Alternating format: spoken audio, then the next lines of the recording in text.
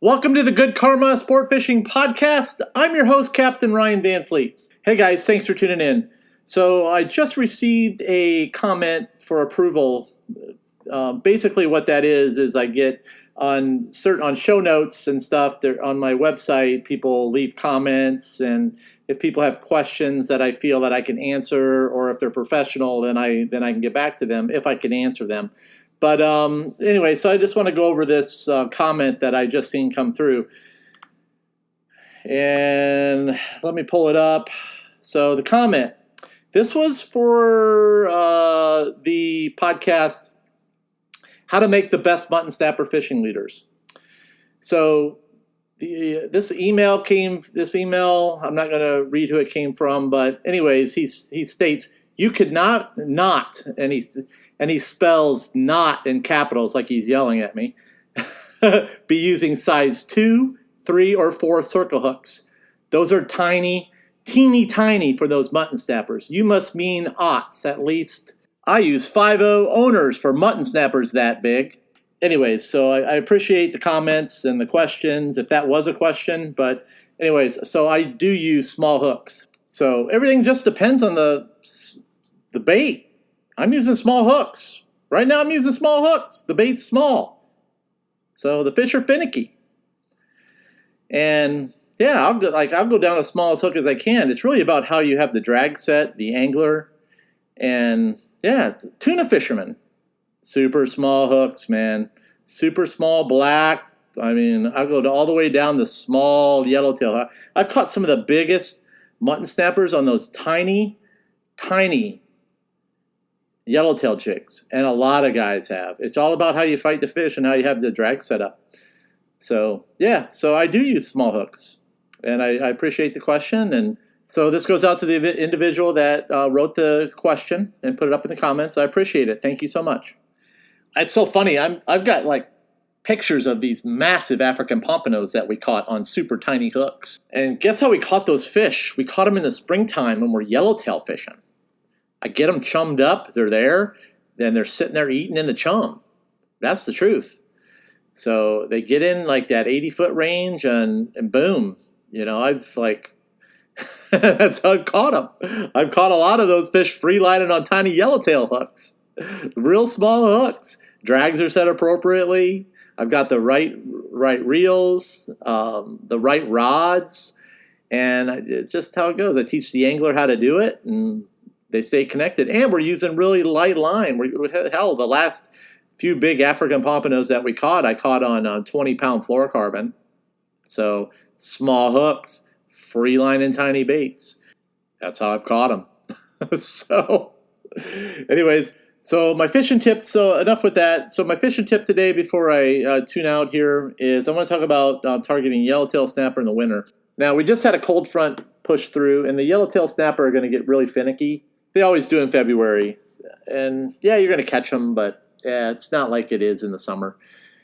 But anyways, so I was going back through my books. I caught some massive yellowtail last February, some really nice ones because I used a little bit of strategy. So my strategy was I picked my days, okay? So I wanted to pick days where the wind was out of the southeast. I waited, or I waited until the north wind would die out.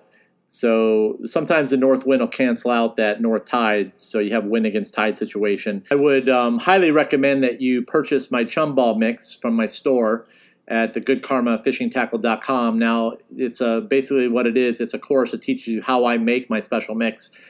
So, and go prepared to drop chum balls because more than likely when you're faced with a north wind against a north tide, then what's going to happen is it's going to cancel each other out and you have a wind against tide situation, which makes it a pain in the ass to flatline. So the easy thing for you to do is to make chum balls and drop right on top of those fish so you can get the bait down to where they're at. If you heavy chum, you're going to get those fish right below your boat if you're anchored properly on a good spot. So just keep that in mind. And it's just you want to go ahead and just chum ball to them, and then you can catch them one after another. Or you can use my stuff as my stuff as slop as wicked. And what you can do is you can do what I've done in the videos. You can just throw a big wad of slop out there and then let the yellowtails rise up into it and then cast on them with a small piece of shrimp. So now that's a lot of fun. And my bait of choice this time of year is stinky shrimp.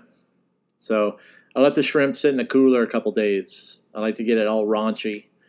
So I leave it on ice, and it actually turns a little bit of a color. That's when I know that I've got a good bait. Fresh shrimp works good, but I want it to have a little. If it's a little stinky, I think it works better. So it just something about that. I don't know what it is, but anyways, so that's what I use.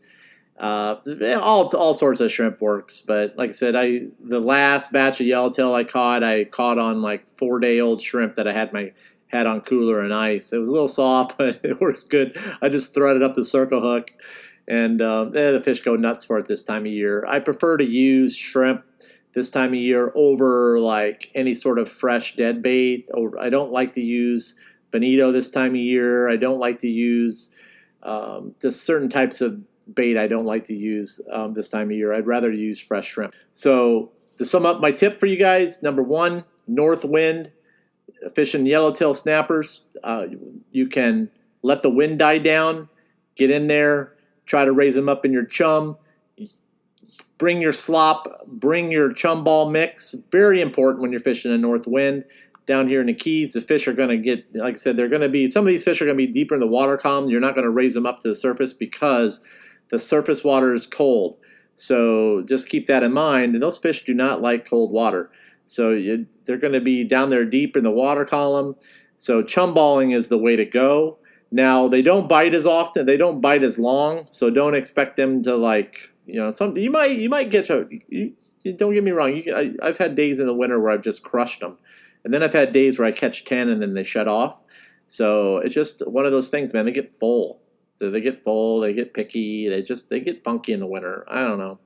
But you can catch them. But those are just some tips to help you out. Use shrimp.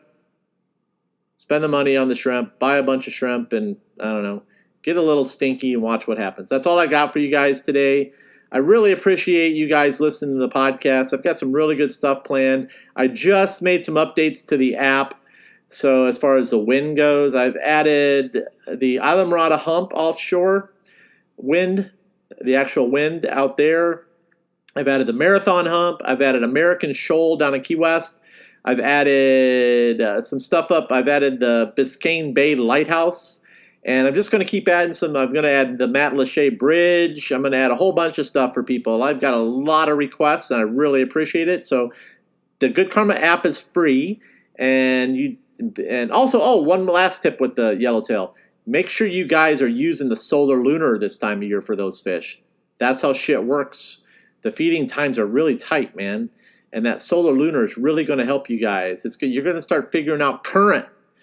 And I get a lot of people that are asking me about how do you know when the current's going to pick up?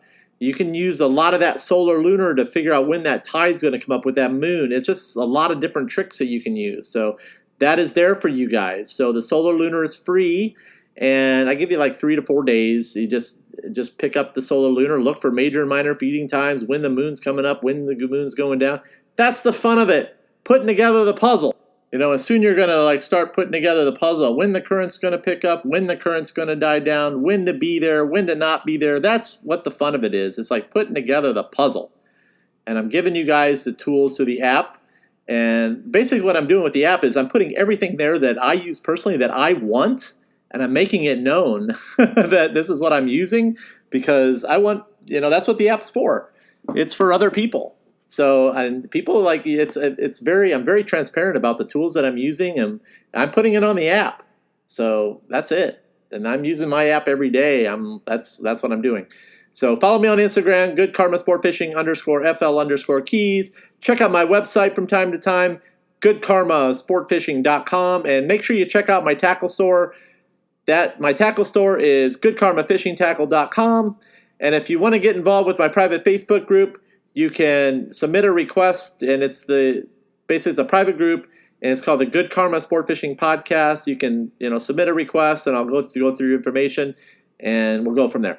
That's all I got. Thanks for tuning in, guys. And remember, anytime you're fishing, it's all good.